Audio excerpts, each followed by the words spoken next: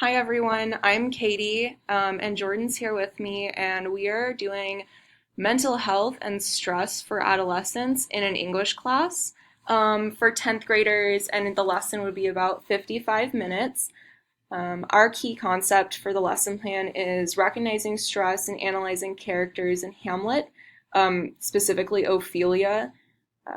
So students would be taught about stress and its effects, and the way it would affect their health, their sleep habits, their academic performance.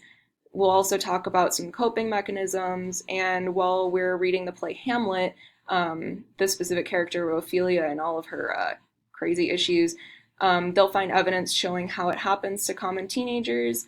They'll deal with some new vocabulary and lots of different activities. And we feel it's important for students in high school to deal with this kind of stuff because, as you'll see in the presentation slides, teenagers are actually more stressed than adults and really don't talk about different coping mechanisms or think that it's important. And we've got all kinds of standards here for health, mostly for finding different ways to monitor their stress or manage it. And then we've also got our Common Core standards for ELA, mostly dealing with finding evidence from the text or analyzing characters. And then we've got an ELD standard where they listen to English for a long time. They talk about different writers and readers, and then they analyze those writers and speakers.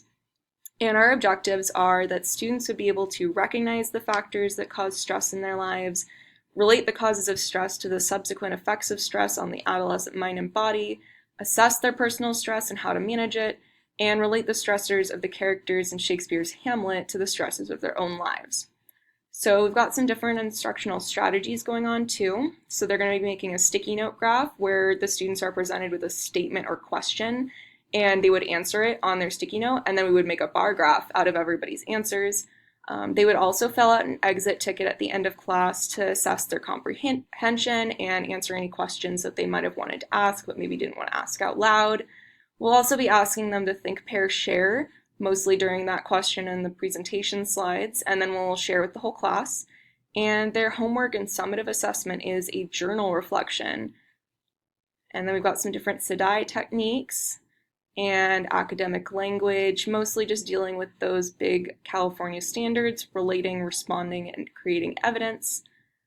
Our anticipatory set is the four corners activity. So what teens would do was go to the area of the room that's labeled agree, strongly agree, disagree, or strongly disagree, and we would read a statement and they would move around the room to show how they feel about it.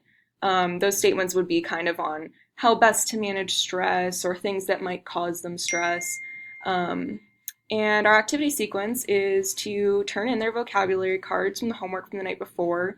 And then we would start with the four corners activity where they would move about the room. And once they're done with that, they would have a seat and we'd get into our mini lecture with the slides. At the end of that, we would do our think, pair, share, and then share as a class. And then we would end with our sticky note graph, seeing how everybody feels. And their homework is that reflective journal write-up.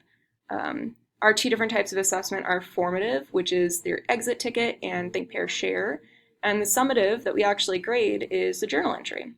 And the materials we need are just sticky notes, a couple sets of index cards, one for the exit ticket and one for the vocab, presentation slides, and the relevant text, which is Hamlet, and their journals. And you guys can see more about that in the presentation slides. Thanks.